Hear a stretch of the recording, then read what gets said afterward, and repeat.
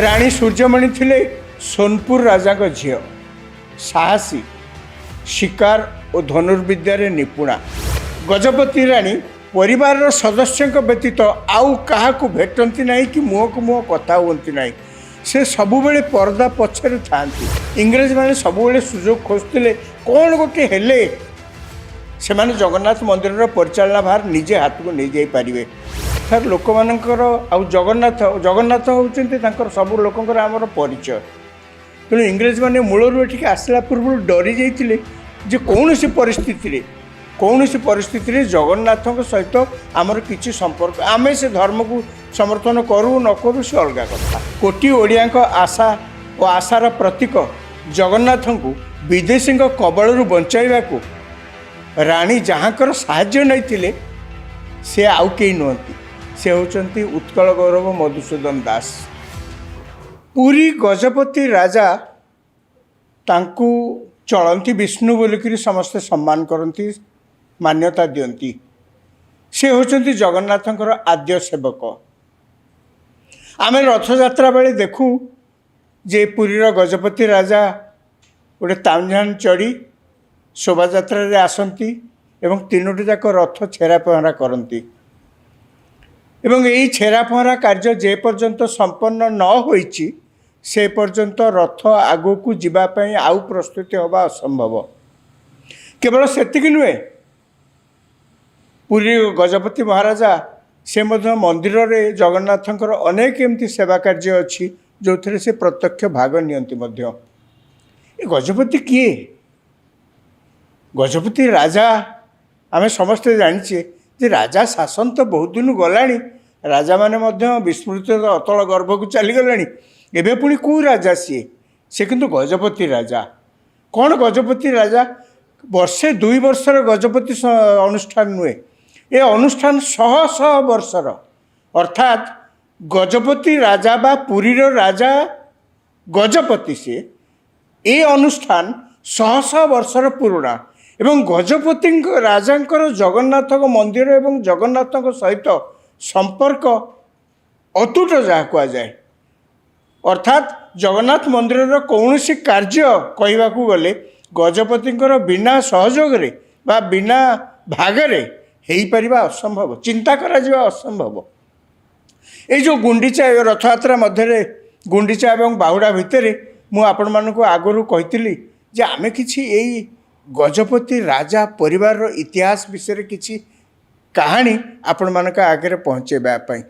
कहीं जहाँ भी राजा घर बड़ गुमर कथा राजा घरे अनेक घटना घटे। आम मैंने सब विभिन्न राजा राज परिवार कथा जानीचे से ही क्रम आज आम आसतु जानिबा गजपति परिवार रे राज परिवार रे एमिति जड़े राणी थिले तांका नाम होची राणी सूर्यमणि पाट्ट महादेई। यही राणी को कथा आम जानिबा। प्रकृत में राणी सूर्यमणि पाट्ट महादेई स्थान अनन्य। राजतंत्र समस्ते जानती वस्तुत पुरुष कैंद्रिक महिला मानकर सेठी स्थान न थाए किंतु समय सबुबले समान जाए नहीं। गजपति राज परंपरा थरे एभली गोटे संगीन मोड़े आसी अटकी जाए जे राजकार्य संभाळा को राणी को निजे आसीबा राणी निजे आसवा को बाध्य होती। एका समय तांकु जगन्नाथ मंदिर परिचालना दायित्व और भाभी गजपति नाबालक पुअर गार्डियन दायित्व संभाळा को पड़े। भाभी ए नाबालक पुओ अर्थात पुओ छोट होता जे पर्यंत साबालक न होईची राजगादी रे बसी पारिबे नहीं सेतबेले पुणी इंग्रेज शासन। तेणु तांकर गार्डियन भाबरे मध्य अर्थात नाबालक पुअर गार्डियन दायित्व मध्य राणी को संभाळा को पड़े।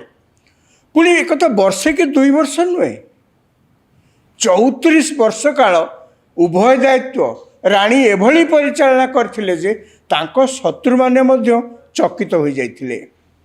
परंपरा अनुसार गजपति राणी परिवार सदस्य गजपति राणी परिवार सदस्यों व्यतीत आउ क्या भेटती ना कि मुह को मुह कथा हुंती ना। से सबुबले पर्दा पछरे थांती।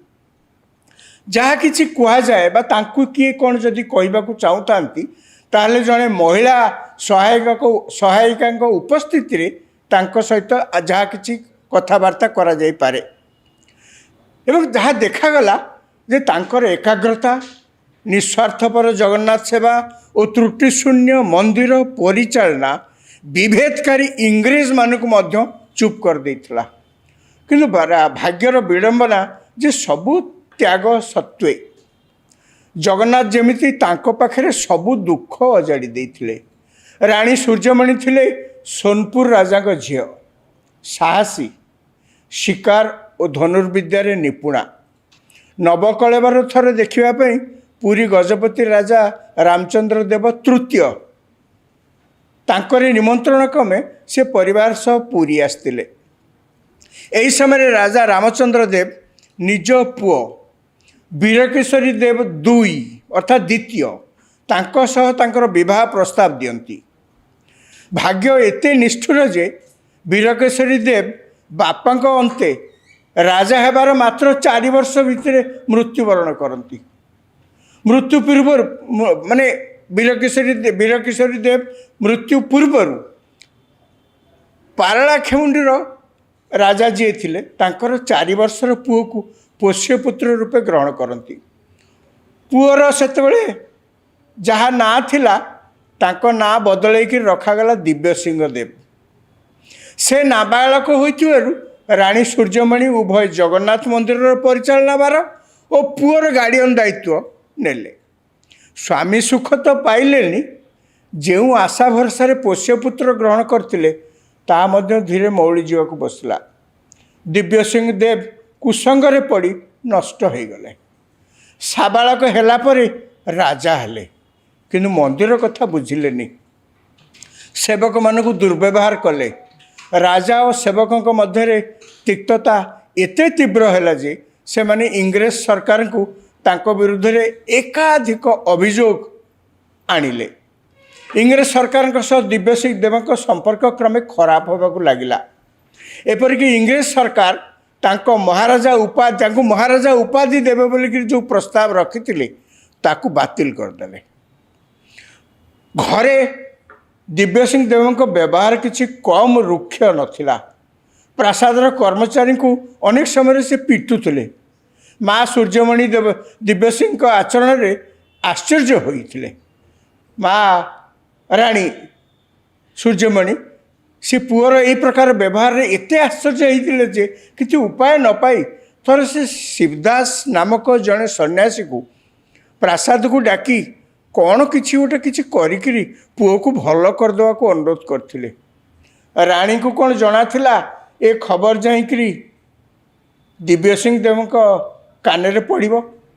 दिव्य सिंह देव जिते ये कथा शुणिले सी जाना पर सी बहुत रागिगले एवं शिवदास को राजप्रसाद को डकाई अकथनीय शारीरिक जंत्रणा देले। अत्याचार पूरा तांको पिटी जहाँ लहुलुहाण कर पकेले एवं तापर कौन कले राति अधरे तांको निकटस्थ गोटे ड्रेन ने नहीं फोपाड़ देले।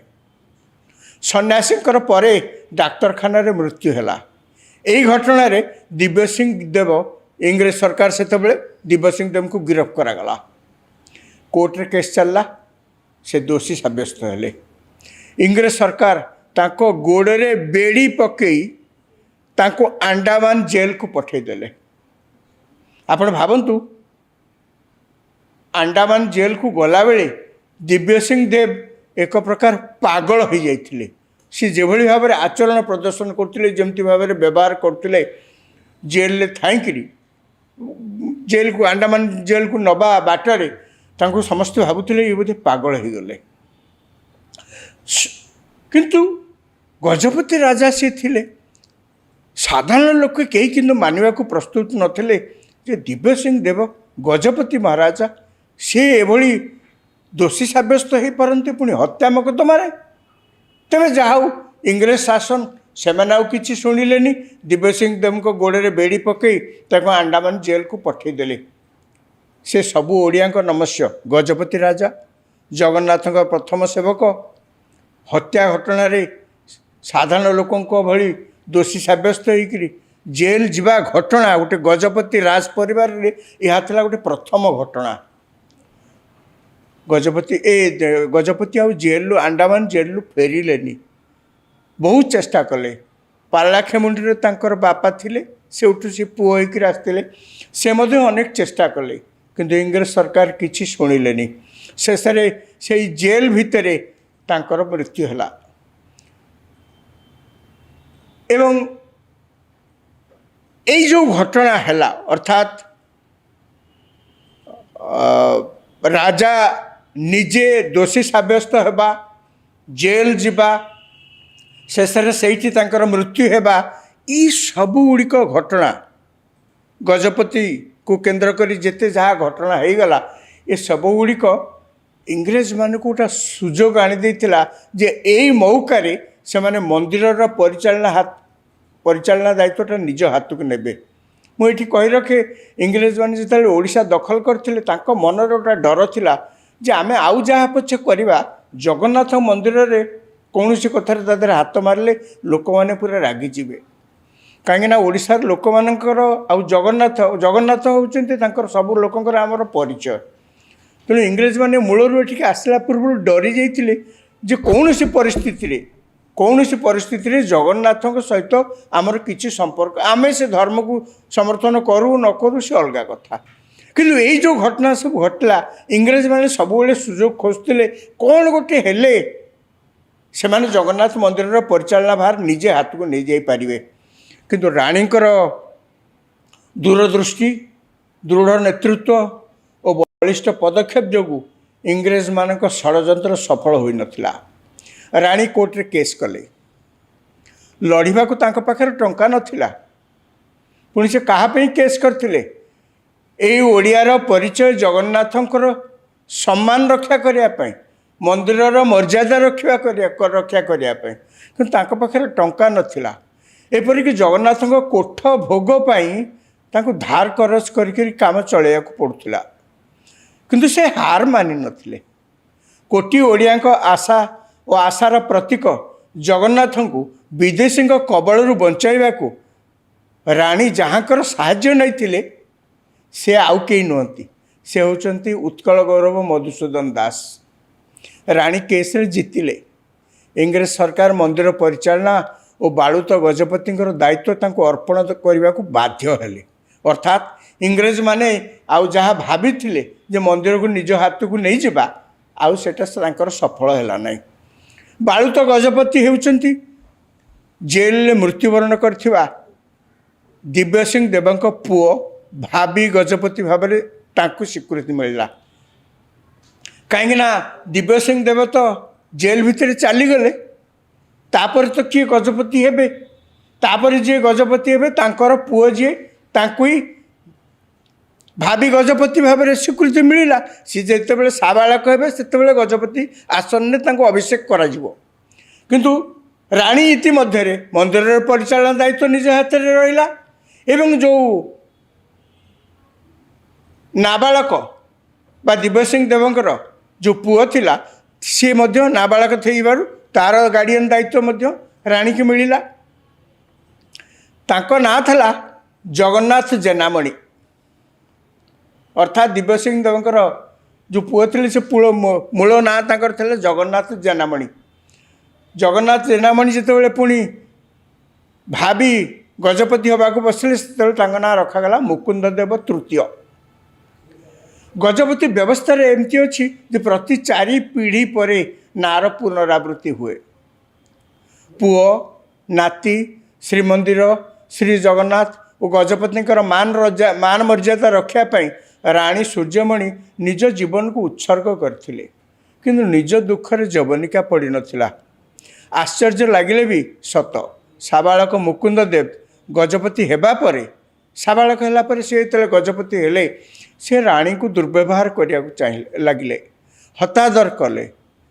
ଗଜପତି ରାଜାଙ୍କ ପରିବାରକୁ ଇଂରେଜ ସରକାର ସେତେବେଳେ ମାସିକ 2133 ଟଙ୍କା ପେନ୍ସନ୍ ଦେଉଥିଲା। ଅର୍ଥାତ୍ ବିଶାଳ ଭୂଖଣ୍ଡ, ଗଙ୍ଗାଠାରୁ ଗୋଦାବରୀ, ଗଙ୍ଗାଠାରୁ କାବେରୀ ପର୍ଯ୍ୟନ୍ତ ଯେଉଁ ଓଡ଼ିଶାର ଗଜପତି ରାଜାମାନଙ୍କର ଯେଉଁ ସାମ୍ରାଜ୍ୟ ଥିଲା, ତାହା ଶେଷରେ ଏଭଳି ଅବସ୍ଥାକୁ ଆସି ସେତେବେଳକୁ ପହଞ୍ଚି ଯାଇଥିଲା ଯେ ଆଉ ସାମ୍ରାଜ୍ୟ ତ ନଥିଲା, ରାଜତ୍ୱ ତ ନଥିଲା, କେବଳ गजपति बोलिकी केवल टाइटलटी थिला एवं इंग्रेज सरकार सेतेबेले 2000 जहाँ मुझे कहली एतिकी टंका मात्र दौले पेंशन भाव में गजपति को चलवाई जी टंका दौले पैलेस रे बेसी कई लोक नथिले अर्थात मुकुंद देव निजे तांको स्त्री राणी आउ किछि कर्मचारी बास मुकुंद देव तांको पैसा भी दौन राणी को चलवाई मंदिर आसुवा महाप्रसाद रे से ही बंचुले जहाँ किसी महाप्रसाद मंदिर आसुला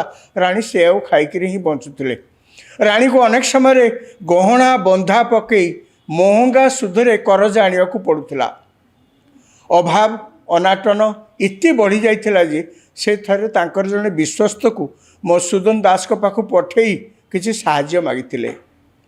राणी सूर्यमणि राजपरिवार बोधुए एकमात्र महिला गजपति राजपरिवार बोधुए से एकमात्र महिला जी 5 जन गजपति को देखिथिले तांकर सबु थिला किंतु किछि नथिला निसंग जीवन और ग्लानि भितरे बंचिवा तांको पे धीरे धीरे धीरे धीरे अर्थहीन हो पड़ुला ओडिशा और ओडियांको पई राणीकर विरल योगदान सत्वे इतिहास तांको यथोचित सम्मान दे नाही तांको अनेक लोक जानी नांती मध्य एइबळी जणे महिषी महिला से गजपति साम्राज्य रे थिले एवं से एते काम करथिले सेतेबेले मुकुंद देवଙ୍କ मृत्यु हैला तांको मृत्यु परे रामचंद्र देव चतुर्थ गजपति सिंहासन आरोहण कले तार अल्प दिन पर राणी सूर्यमणि पाट महादेवर 1926 मसीहा नवेम्बर 24 तारिख रे